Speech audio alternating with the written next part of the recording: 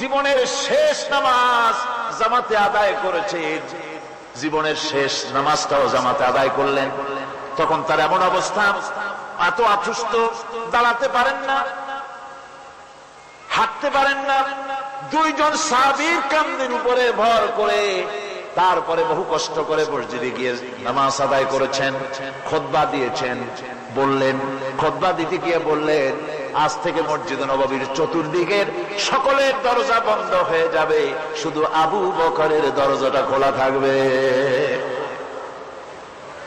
আল্লাহ নবী বললেন, আল্লাহ রাব্বুল আলামিন এই পৃথিবীতে তার এক বান্দাকে জাগতিক সব সম্পদ দিতে চেয়েছিলেন, কিন্তু সে বান্দা সব জাগতিক সম্পদকে উপেক্ষা করে মাবুদের সঙ্গে দেখা করা বেশি জরুরি, বেশি পছন্দ মনে করেছেন। এতটুকুন কথা নবীজি বললেন, কেউ কিছু বুঝতো না। হযরতে আবু বকর রাদিয়াল্লাহু তাআলা আনহু হুজুরের এই কথা শুনে কাঁদতে কাঁদতে তিনি অস্থির হয়ে যাচ্ছেন। সাহাবীরা চিন্তা করলেন, হুজুর কান্না কার কথা বলেছেন, তাতে কান্নার কি আছে? বয়োবৃদ্ধ, জ্ঞান বৃদ্ধ হযরতে আবু বকর রাদিয়াল্লাহু তাআলা আনহু বুঝতে পেরেছেন এই পৃথিবীর সব সম্পদ তো আল্লাহ হুজুরকেই দিতে চেয়েছিলেন। তিনি সমস্ত সম্পদকে উপেক্ষা করে তার মাবুদের সঙ্গে দেখা করার জন্য প্রস্তুতি নিয়েছেন। তার মানে হলো আল্লাহ নবী বিদায় হয়ে যাবেন, আমরা নবী থেকে এতিম হয়ে যাব। নবীজি ঘরের মধ্যে প্রবেশ করলেন, প্রচন্ড জ্বর এলো। এই প্রচন্ড জ্বর নিয়ে তিনি শুয়ে আছেন, কখনো বেহুশ কখনো হুশ। এর মধ্যে এশার আযান হয়ে গেল। সাহাবীরা বহুক্ষণ অপেক্ষা করে হযরত আবু বকরের ইমামতিতে নামাজ শুরু করলেন। হুজুরের হুশ এলো, প্রশ্ন করলেন, আয়েশা রে, এখন কোন সময়?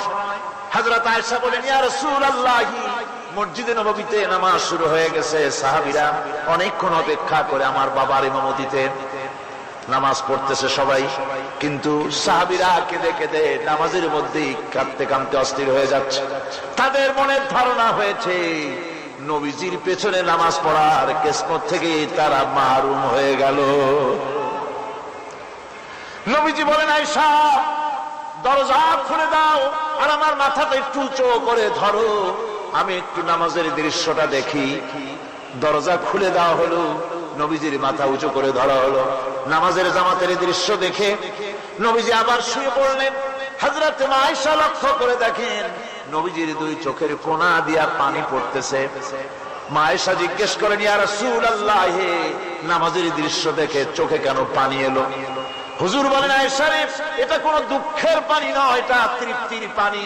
এই যে জামাত নামাজ পড়তেছে লোকেরা, এই জামাত কায়েমের জন্য তায়েফের ময়দানে অনেক রক্ত আমার ঝরেছে।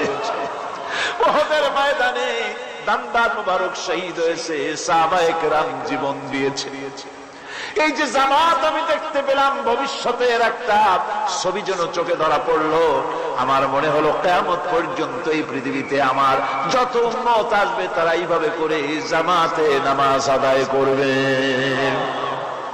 নবীজি মাথার কাছে মালাকুল মউত যখন এসে গেছেন, আমার ভাইরা, এই পৃথিবীতে যত নবীরা এসেছিলেন মৃত্যুর সময় সমস্ত নবীরা শেষ কথা যেটা বলেছেন, হাদিস, সমস্ত নবীরা উম্মতের জন্য মৃত্যুর মুহূর্তে শেষ কথা যেটা বলেছেন সেটা হলো আসসালাত, আসসালাত, নামাজ, নামাজ।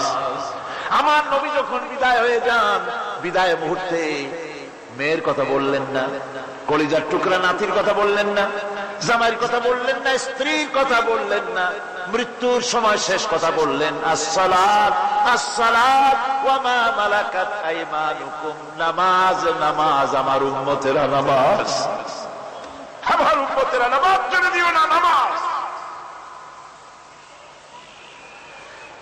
যেই নবী উম্মতের জন্য এত কাঁদলেন, নামাজের জন্য এত কথা বলে গেলেন, আল্লাহ রাব্বুল আলামিন নামাজের জন্য এত নির্দেশ করলেন, নবী ইন্তেকালের সময় নামাজের কথা বলে দিলেন, সেই মুসলমান আজ নামাজ আদায় করে না।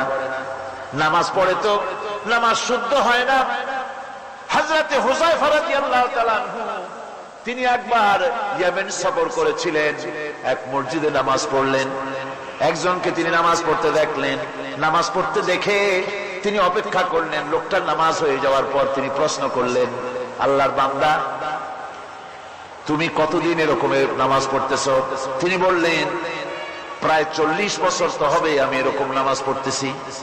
হযরতে হুযায়ফা বলেন, তুমি কি আমারে চেনো? কয়, না, চিনি না।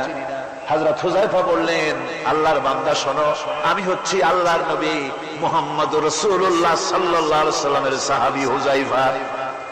ও আল্লাহর বান্দা, তুমি যেভাবে নামাজ পড়েছো এইরকম যদি 40 বছর নামাজ পড়ে থাকো, আল্লাহর কসম করে বলি, নবীজি যে নামাজ শিখাইছেন তোমার সে নামাজ হয় নাই। রাসূলুল্লাহ নামাজ হয় নাই, নামাজ পড়লেই হবে না। রাসূলুল্লাহ বলেছেন, সাল্লু কামা রাআইতুমুনি উসাল্লি, নামাজ পড়ো সেইভাবে যেভাবে আমার পড়তে দেখো। বিশ্বাস করুন ভাইরা, নামাজ যদি না হয়, হরতাল করিয়া, মিছিল করিয়া, বিক্ষোভ করিয়া, যে কোনো আন্দোলন করে ইসলামকে বিজয়ী করা যাবে না যতক্ষণ পর্যন্ত নামাজ সহি না হবে। নামাজ হচ্ছে ফাউন্ডেশন, নামাজ নাই কিচ্ছু নাই। ঠুকঠাক করে দুইটা সেজদা দিয়ে উঠে যাবেন, আপনার ইসলামী আন্দোলনের 4 পয়সার দাম নাই। নামাজ আগে, জিহাদের ময়দানেও নামাজ, যেখানে আছেন ওখানেই নামাজ পড়তে। নামাজ নামাজ এই নামাজ হচ্ছে মুসলমানদের সবচেয়ে বড় জিনিস। নামাজ হয় না, নামাজ যত পড়া হয় অধিকাংশ নামাজ হয় না। নামাজের ভিতরে তাদিল আর কাম, তাদিল করা ওয়াজিব। যতক্ষণ দাঁড়িয়ে থাকবেন, রুকুতে থাকবেন, যতক্ষণ দাঁড়ায় থাকবেন ততক্ষণ অন্তত 1 তাসবিহ পরিমাণ তো বটেই। যদি তা না হয়, রুকুত থেকে দাঁড়ালেন, সেজদায় চলে গেলেন, ওয়াজিব তরক হলো। সেজদা দিলেন না, নামাজ ফাসিদ হয়ে গেল, নষ্ট হয়ে গেল। এটা পাগলামি না। নামাজ সহিভাবে আদায় করতে হবে। নামাজ থেকে দাঁড়াবেন, রুকুত থেকে দাঁড়ায় গেলেন, বলবেন রব্বানা লাকাল হামদ, রব্বানা লাকাল হামদ হামদান কাসীরান তাইয়্যিবান মুবারাকান ফীহি। একজন সাহাবী এই দোয়াটা পড়ছিলেন। নামাজ শেষ করে আল্লাহর নবী প্রশ্ন করলেন, নামাজের ভিতরে অতিরিক্ত এই কথাগুলি কে বলেছো? সাহাবী ভয় পেয়ে গেলেন। ভয় ভয় তিনি বললেন, হুজুর আমি বলেছি। হুজুর বললেন, তুমি জানো না আমি নবী, তুমি নবী না। আমি যা দেখি তুমি দেখতে পাও না। তুমি যখন এই দোয়াটা পড়তেছিলেন, আমি লক্ষ্য করেছিলাম আল্লাহর রহমতের ফেরেশতারা প্রতিযোগিতা করতেছিল তোমার আমল নামায় কে কত বেশি নেকি লিখবে। রুকুতে দাঁড়ায়া এটা পড়বেন, সেজদায় চলে যাবেন, 2 সেজদার মাঝখানে ততক্ষণ বসে থাকবেন যতক্ষণ একটা সেজদার ভিতরে ছিলেন, পড়বেন।